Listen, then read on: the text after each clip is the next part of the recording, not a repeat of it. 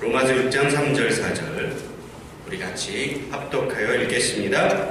무릇 그리스도 예수와 합하여 세례를 받은 우리는 그의 죽으심과 합하여 세례를 받은 줄 알지 못하느냐.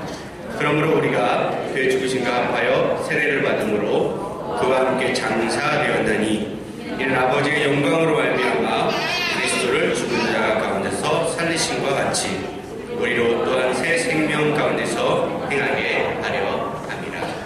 아멘. 할렐루야. 이 자리에 오신 여러분 주의 이름으로 사랑하고 축복합니다.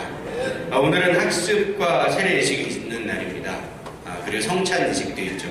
특별히 오늘은 세례자는 있지 않습니다. 하지만 오늘 이렇게 학습 예식자들이 있고 또 저와 여러분이 세례 받은 자들, 아직 세례를 준비하는 자들로서 이 세례에 대해서 살펴보고 세례의 의미와 그 주시는 마음들을 얻고 돌아가는 시간 되시길 주의 이름으로 축복합니다. 여러분, 세례가 무엇이라 생각합니까? 세례가 무엇일까요? 세례 대충 그까이 거 그냥 좀 나와서 머리에 물 좀 찌끄리고 그런 것이 세례가 아니겠어? 이렇게 생각하시는 분들이 있을 것 같습니다. 물론 겉으로 보기에는 틀린 말은 아닙니다. 딱 맞는 말입니다. 하지만 세례의 진정한 의미를 알고 이 세례 예식에 우리가 동참했으면 합니다.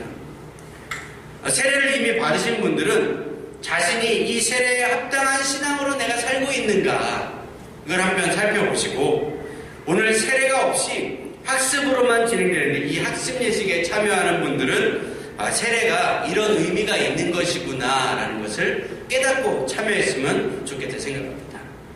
또 그리고 아직 세례가 뭔지 잘 모르시고 또 이제 세례를 받기 위해 준비하시는 분들은 오늘 말씀을 잘 들으시고 세례의 의미를 잘 새기시고 우리의 영육을 잘 준비하여서 이 세례에 동참하시길 주의 이름으로 축복합니다. 오늘 말씀을 보면 세례가 무엇이라고 하는가? 한마디로 이야기하면 세례는 그의 죽으심과 합한 것이다 라고 이야기합니다. 우리 한번 따라할까요? 세례는 그의 죽으심과 합한 것이다. 여러분, 예수님과 하나가 되는 것, 합해지는 것, 이런 것을 의미하는 것이죠. 제가 세번역 성경으로 여러분에게 읽어드리겠습니다. 세례를 받아 그리스도 예수와 하나 된 우리는 모두 세례를 받을 때에 그와 함께 죽었다는 것을 여러분은 알지 못합니까? 세례는 바로 내가 예수님과 함께 죽었다라고 하는 것을 의미한다라는 말입니다. 여러분, 원래 그런 것이 세례는 원래는 침례를 이야기합니다. 침례가 뭐냐? 침례는 이제 물속에 전신이 완전히 들어갔다가 나오는 그러한 예식을 말하는 것입니다. 그러니까 말하자면 물에 들어갈 때 나는 완전히 죽고 나올 때 새 사람이 되는 것을 의미하는 것이죠. 실제 장로교에서는 이제 물웅덩이를 만들지 않기 때문에 수세를 합니다. 어떤 분은 야식이다라고 하는데 이거에도 동일한 의미가 있는 게 무엇이냐면 손에 이렇게 물을 얹고 물을 머리 꼭대기에 묻히죠. 그 말은 무엇이냐면 우리의 온 몸이 물에 잠긴 것과 똑같다는 의미입니다. 그래서 온몸이 우리 물에 잠겼다는 것은 무엇이냐면 우리는 이제 죽었다는 것이죠. 할렐루야. 여러분, 물속에 들어갈 때 수영 못하는 사람들은 죽을까요? 살까요? 운 없으면 죽고 운 좋으면 살고 그러겠죠. 그런 것입니다. 세례라는 것은 우리가 완전히 예수 그리스도와 함께 십자가에 못 박혀 죽었다라고 하는 것을 고백하는 것이 세례라는 것이죠. 그래서 말하자면 물속에 들어갈 때 나는 완전히 죽고 나올 때 완전한 새 사람이 되어서 내가 나오는 것입니다 라는 상징적인 의미를 갖고 있다는 것입니다. 말씀을 좀 더 읽어드리면 4절 말씀에 그러므로 우리는 세례를 통하여 그의 죽으심과 연합함으로 그와 함께 묻혔던 것입니다. 그것은 그리스도께서 아버지의 영광으로 말미암아 죽은 사람들 가운데서 살아나신 것과 같이 우리도 또한 새 생명 안에서 살아가게 하기 위함입니다. 세례를 통해서 우리가 예수님과 같이 죽고 부활을 통해서 같이 물에서 나오는 것, 즉 살아나는 의식이 바로 이 세례 예식이라는 것입니다. 근데 살아나실 때 주의할 점이 있습니다. 살아나실 때 주의할 점은 무엇이냐면 내 육체가 다시 살아나서는 안 된다는 것입니다. 누가 다시 하냐면 내 안에 주님이 사셔야 하는 것이죠. 신앙생활 오래 하면서도 이 육성이 안 좋은 분들이 계십니다. 그러면요, 이 세례신앙을 다시 살펴봐야 합니다. 세례를 다시 받아라 이 말이 아니라 세례신앙을 다시 한번 재확인할 필요가 있다는 것입니다. 죽으려면 확 죽어야 되는데 어설프게 죽어가지고 그렇게 어설프게 죽으니까 아프기만 하고 제대로 변화는 되지 않는 것입니다. 부작용이 많이 생기는 것이죠. 확 죽어버려야 합니다. 변은 익을수록 고개를 숙인다라고 하는데, 신앙인들은 이렇게 신앙이 오래되어져 갈수록 겸손해지는 게 아니라 오히려 목이 뻣뻣해지는 것 같습니다. 그러니까요, 가정에서도요, 절대 목을 안 숙여요. 이 목에 기부스를 찾는지 가정에서 서로 고개를 숙이는 법이 없더라고요. 이게 어떻게 하냐면 나이 들면 나이 들수록, 결혼 생활이 오래되면 오래될수록 처음에 신혼에는 서로 미안하다고 하는데 이게 조금씩 지나면서 목이 그냥 굳어가기 시작하는 것이죠. 이거 고개 한번 딱 숙이면 되는 것을 우리는 참 너무 어렵게 해결하려고 합니다. 고개를 안 숙이고 어떻게 해결하려다 보니까 이게 맨날 빙빙 도는 거예요. 그러다 보니까 어떻게 합니까? 갈등이 오래 가요. 문제가 정확하게 해결되는 게 아니니까 갈등이 오래 갑니다. 여러분, 특별히 여성분들도 남자들이 좀 미안하다 그러면 잘 받아주시길 주의 이름으로 축복합니다. 남자분들이 꼭 미안하다 그러면 뭐가 미안한데? 이런 거 물어보시잖아요. 미안하다 그러면 그냥 다 미안한 거죠. 뭐가 미안한데 꼭 찾아야 되겠습니까?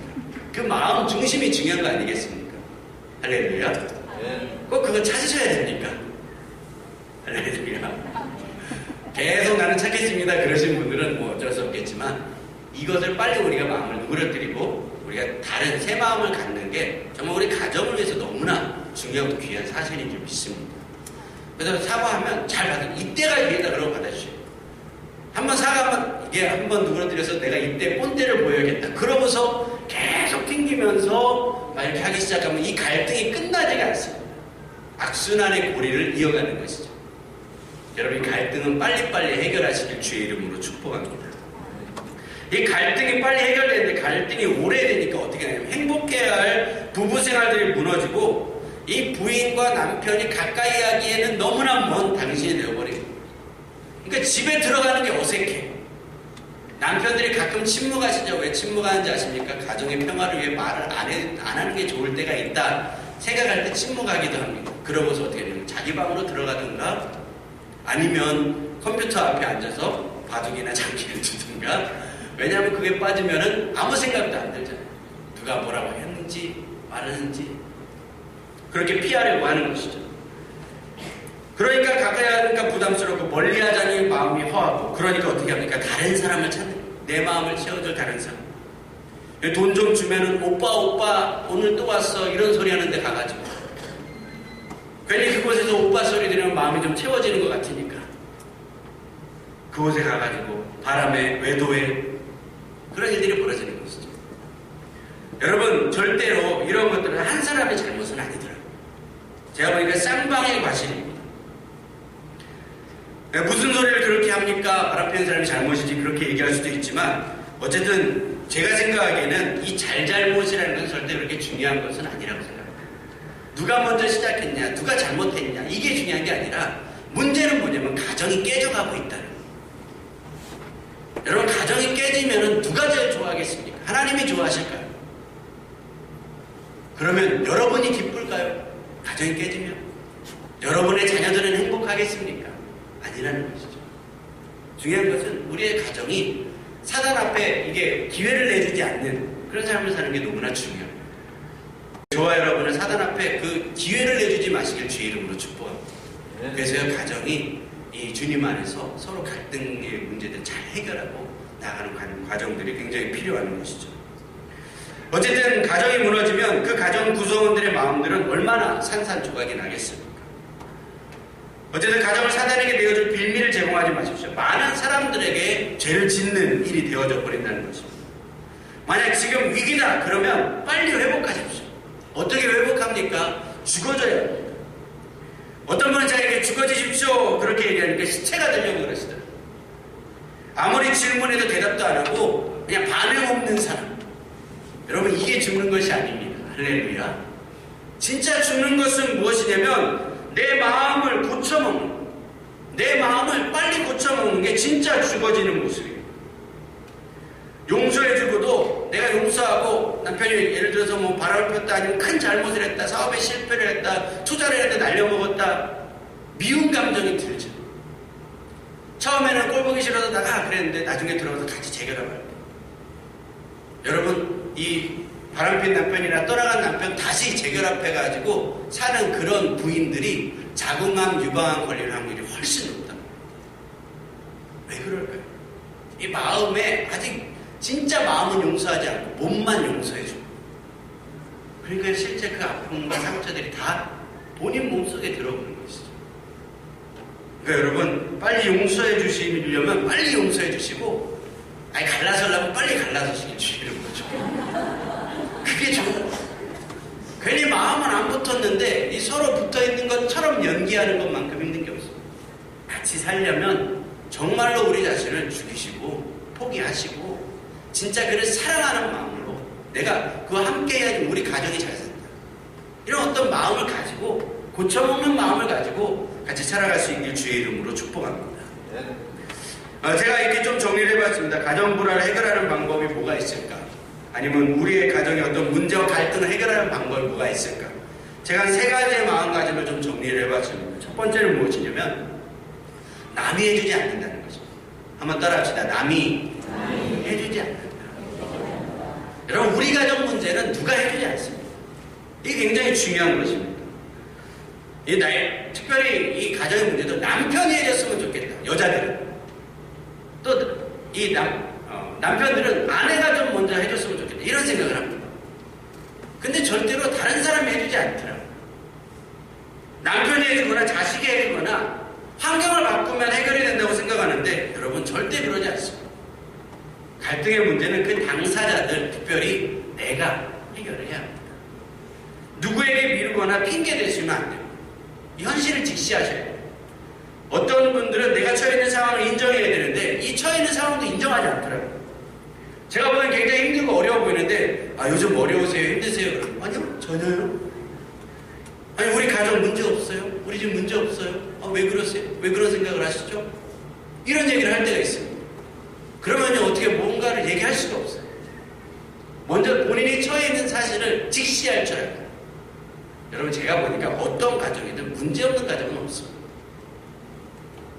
저희도 결혼하고 처음 3년 초기에는 박 터지게 싸웠습니다. 진짜 박이 터질 뻔했습니다. 근데 요즘엔 박은 안 터지게 싸우고 있습니다. 이 싸움은 평생 할 것 같아요. 근데 그 싸움을 어떻게 우리가 해결해 나가느냐, 이것이 너무나 중요한 부분인 것이죠.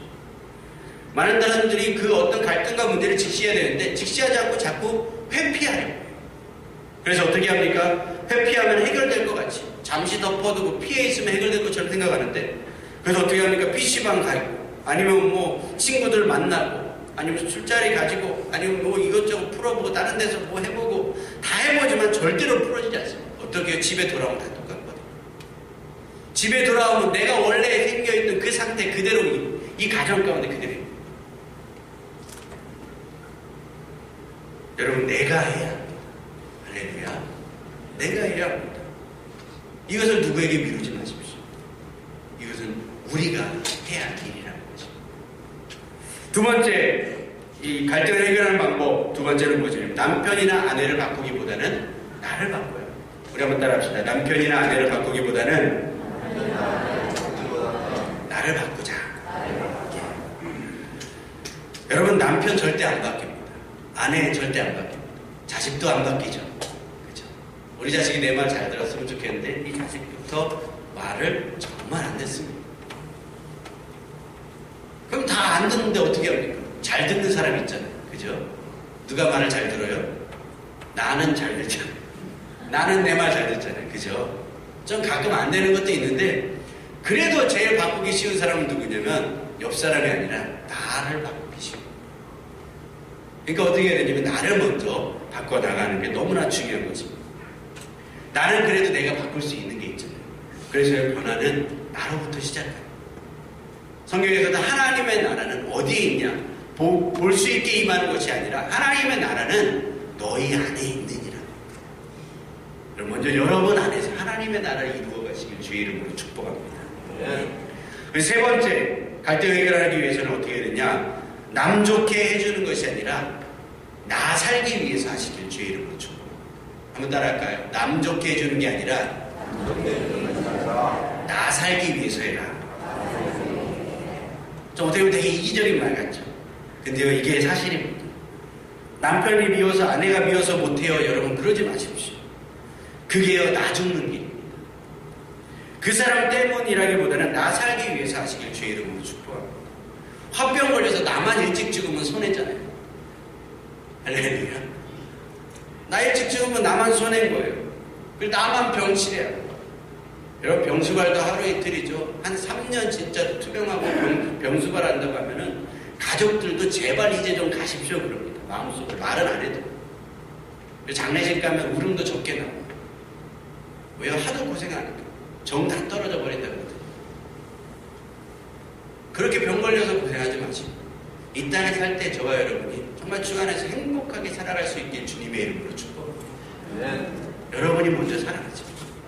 여러분 안에 하늘나라가 먼저 살아나셔요. 여러분이 힘이 없는데, 여러분이 수영할 수 있는 힘이 없는데 어떻게 물에 빠진 사람을 건져주겠습니까? 뛰어들었다가 같이 죽는 것이죠. 여러분이 먼저 힘을 가지시고 이 땅을 주의 말씀으로 살아갈 수 있길 주님의 이름으로 축복합니다. 어쨌든 오래 미워해서 그 미움으로 자식 키우고 사회생활하고 그러면 우리만 손해고 내 자식만 손해고 그러지 말라는 것입니다. 용서는 내가 살기 위해서 하는 것입니다. 주 안에서 정말 나 자신이 죽어지고 예수가 살아나는 그런 역사들이 있길 주님의 이름으로 축복합니다. 여러분 만약에 이렇게 하다 힘드시면 저를 찾아오십시오. 제가 어려도 여러분을 케어해 드리겠습니다. 케어해 주지 않냐? 그런 코미디언 말하는 게 있죠. 케어해 드리겠습니다. 용기 드리고 잘하고 계신다. 힘드시면 찾아오시길 주의 이름으로 축복합니다. 어쨌든 세례는 내가 죽고 내 안에 예수가 사는 삶을 이야기합니다. 그래서 예수님도 30년의 가정생 사역을 하시고 이 3년의 공생의 삶을 사시는데 그 분기점이 무엇이냐? 세례 요한에게 세례를 받으신 사건이 그 분기점이랍니다. 그래서 요한에게 세례를 받고 하늘이 열리고 성령이 비둘기처럼 그 위에 임하면서 예수님의 사역이 시작되어진 것을 보게 됩니다. 목수의 아들의 삶은 이제 끝이 나고 하나님의 아들로서의 삶을 이제 시작한 그 분기점이 바로 세례에서 시작했다는 것입니다. 또 세례는 이 이스라엘의 홍해 사건에 비유할 수 있습니다. 이스라엘 백성들이 애굽에서 430년 동안 종살이를 하다가 모세를 통하여서 해방되어지는데 그때 나일강 즉 홍해를 건너가죠.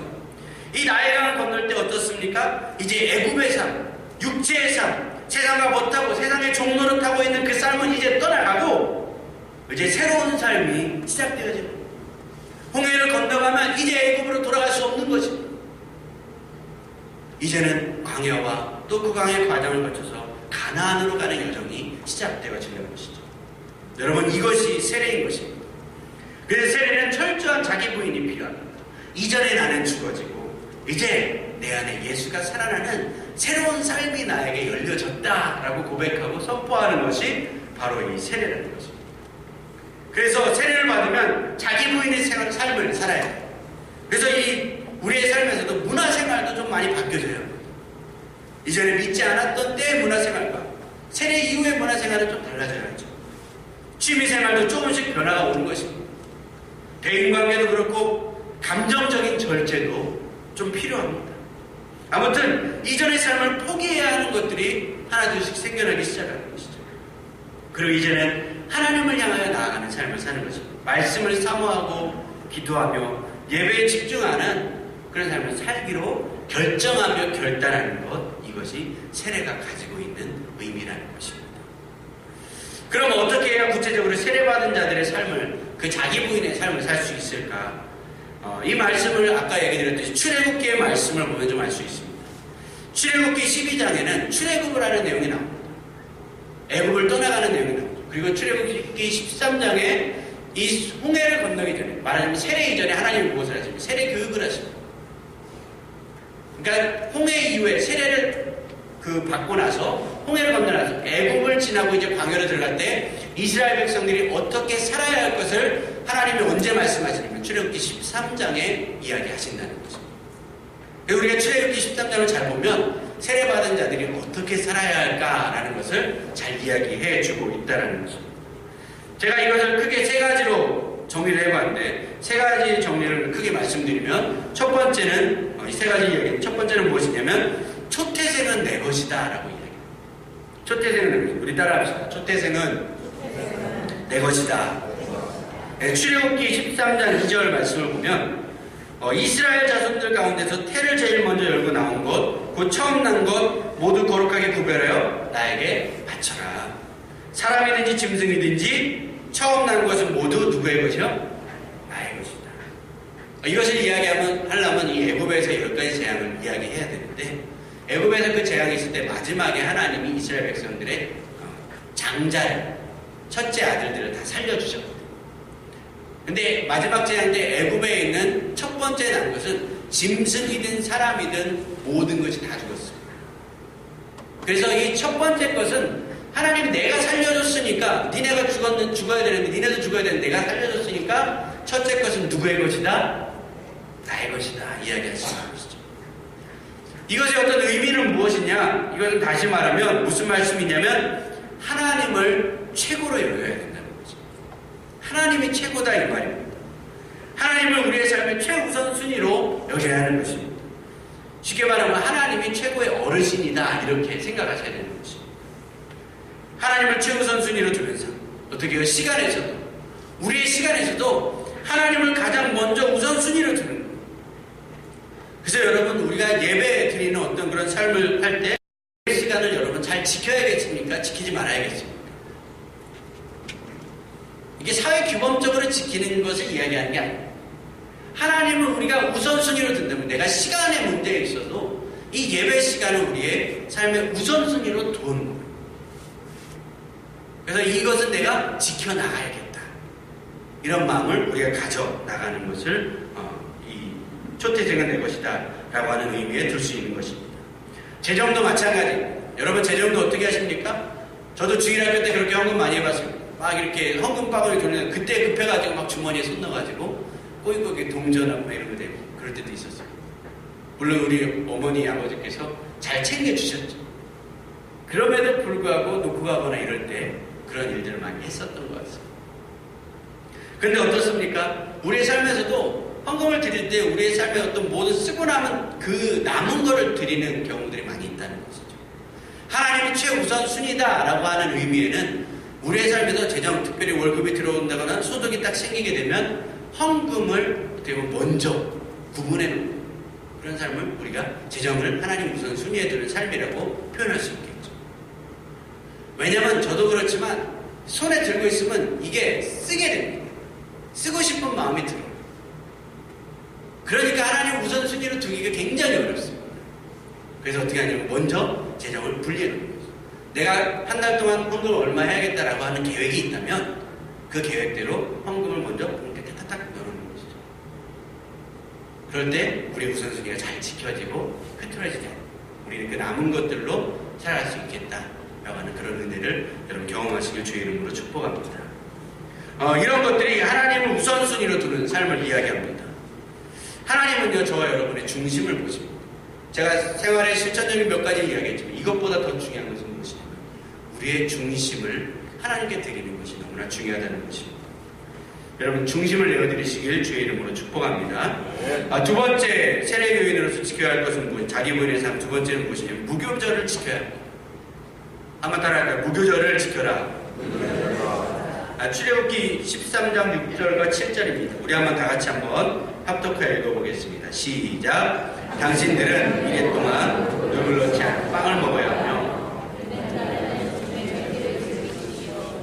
이래 동안 당신들은 누룩을 넣지 않은 빵을 먹어야 하며, 당신들 영토 안에서 누룩을 넣은 빵이나 누룩이 모여서는 안 됩니다. 아멘. 누룩을 넣지 않은 빵, 이게 뭐냐면 이게 무교병입니다. 이 무교병을 먹는 날이 무교절인 것이죠. 그래서 누룩은 무엇을 상징하냐? 죄를 상징합니다. 우리를 부풀리는. 특별히 누룩을 넣은 빵은 어디서 먹던 빵이에요? 이집트에서 먹던 빵, 애굽에서 먹던 빵. 여러분, 빵은 누룩을 넣어야 맛있죠. 파리바게트나 이런 빵도 부들부들하잖아요. 그런 빵을 먹으려면 어떻게 되면 누룩을 많이 넣어야 됩니다. 그래서 반죽이 잘 팽창해서 속에 공기가 많아져야 이게 빵이 부드러워지죠. 근데 어떻게 보면 이 빵 그대로는 부드럽고 맛있고 달콤할지 모르지만 어쨌든 이런 것들이 몸에는 안 좋을 수 있는 그런 부분이 있죠. 어쨌든 겉에 있는 고기보다 부풀려져 있는 이 모습, 이게 무엇이냐면 죄를 상징하는 것입니다.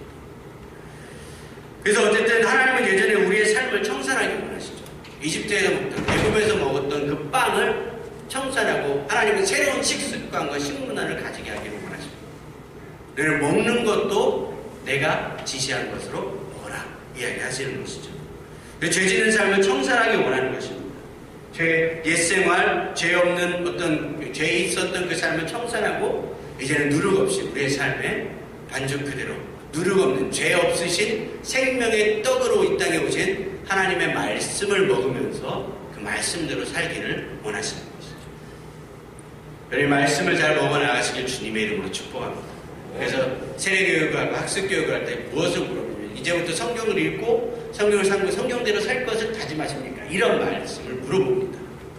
여러분 이게 굉장히 중요한 부분이죠. 우리 삶의 무교절을 지켜나가는 삶, 죄 없는 삶, 그리고 하나님의 말씀을 쫓는 이런 삶을 이야기하는 것입니다. 그리고 세 번째, 불기둥과 구름기둥을 따르라 라고 하는 것입니다. 우리 한번 읽어볼까요? 불기둥과 구름기둥을 따르라. 같이 한번 읽어보겠습니다. 출애굽기 13장 21절과 22절 같이 읽어보겠습니다. 시작. 주님께서는 그들이 밤낮으로 행군할 수 있도록 낮에는 구름기둥으로 앞서가시며 그를 인도하시고 밤에는 불기둥으로 앞길을 비추어 주셨다. 낮에는 구름기둥, 밤에는 불기둥이 그 백성 앞을 떠나지 않았다. 아멘. 이제 세례 이후의 삶은 철저하게 훈련의 삶을 살아갑니다. 그래서 우리는 인생에 있어서 이런 어떤 내비게이터들이 필요하죠. 최고의 내비게이터는 T맵이 아니라 최고의 내비게이터는 성령님이 우리 삶의 최고의 내비게이터이십니다. 하나님은요, 이스라엘 백성들이 가나안으로 갈 때 최단 거리로 가지 않으십니다. 최단 거리로 가장 빨리 이 이집트에서 가나안까지 가는 최단 거리는 사흘길, 4일만 갑니다. 근데 멀리 홍해 광야길로 하나님은 돌아가게 하시죠. 그래서 이스라엘 백성들이 가나안까지 도착할 때 걸린 시간이 얼마나 40년이 걸렸습니다. 근데 그 40년 동안에 그렇게 긴 거리를 돌게 하신 이유가 무엇일까? 그것은 이스라엘 백성들이 겸손하고 자기를 부인하게 하기 위해서 그렇게 인도에 가셨다라는 것입니다.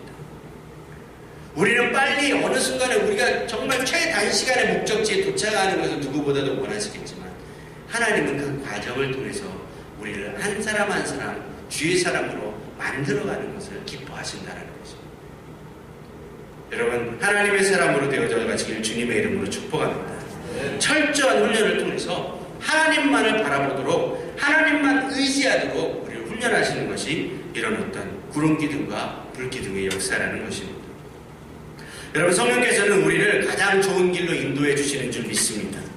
빠른 길, 편한 길이 아니라 최고 좋은 길로 우리를 인도해 주시는 것입니다. 가끔 그 길을 돌아갈 때도 있고 이유를 알 수 없는 고난도 있고 예수님 믿어도 어려운 일이 닥칠 수도 있고 힘든 일이 닥칠 수도 있지만 그 길을 통해서 하나님 우리에게 말씀하고 가르쳐 주시길 원하는 것은 하나님을 의지하고 그분만을 바라보는 신앙을 갖게 하시길 원하신다는 것입니다.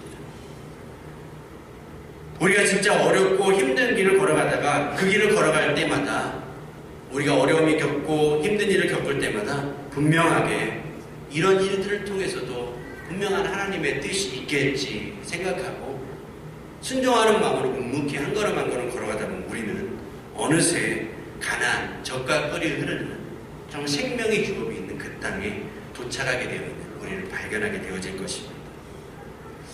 이런 말씀을 맺겠습니다. 오늘 세례를 사모하시는 저와 여러분, 우리 삶 속에 이 세례의 신앙을 잘 회복하셨으면 좋겠습니다.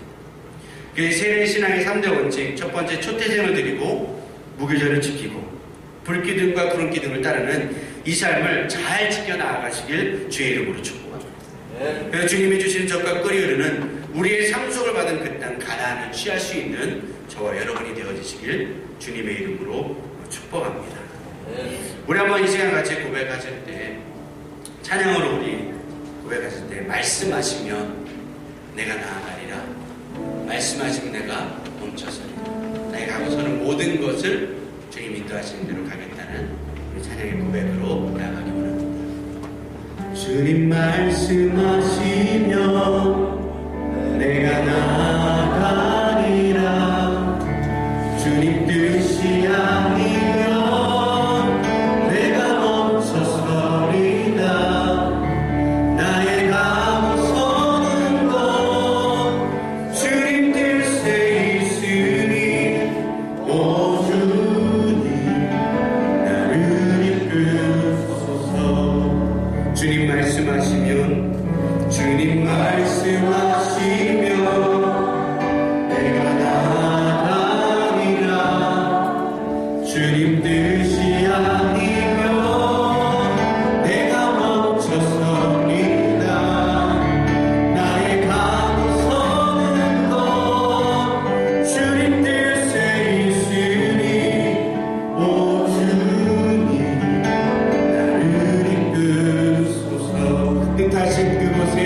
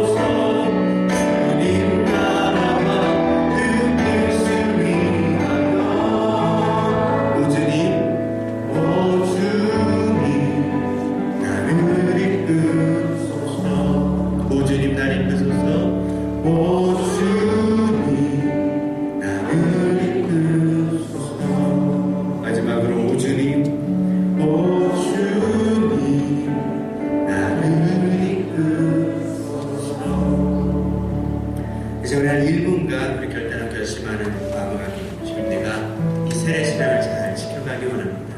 세례 받은 자들은 받은 자들로서, 또 받을 자들은 받을 자들로서 이 마음과 신앙을 내가 지켜가기 원한다고 우리 말씀을 생각하고 다 같이 합심을 한 1분간 우리 결단하며 결심을 하며 기도하기 원합니다. 기도하시겠습니다. 하나님 감사합니다. 주님, 우리의 마음을 주께서 붙잡아 주시옵소서. 우리에게 새로운 생명을 부어주시옵소서. 주님, 우리가 이 세례 신앙을 회복하기 원합니다. 주님, 이 세례 신앙을 가져나가기 원합니다. 하나님 축복하여 주시고, 주님, 우리에게 말씀하실 때 우리가 그분의 말씀과 인도하심에 쫓아서 정말 주님께서 이 땅 가운데 명하신 그 일들을 우리가 행하여 나아가기 원합니다. 성령 하나님 주께서 축복하여 주시고 모여있는 자들을 주의 은혜와 능력으로 주님 붙들어 주시며 그들이 살아있는 생명의 세례의 역사들을 허락하여 주시옵소서. 함께 하시길 간대로 주님 인도하시옵소서.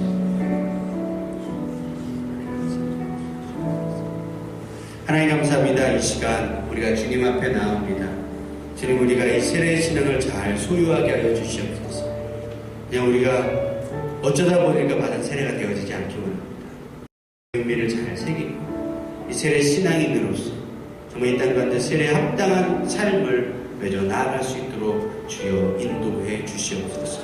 특별히 이미 세례 받은 자들로서는 오늘 말씀을 들으며 생각하며 그들의 신앙을 잘 점검하게 하여 주시고, 또 앞으로 세례를 받을 자들은 그들이 이런 마음을 준비하며 결단하며 결신할 수 있는 그런 시간 되도록 주여 축복하여 주시옵소서. 함께 하신 제목을 찬양합니다. 예수님의 이름으로 감사함으로 기도하옵나이다. 아멘.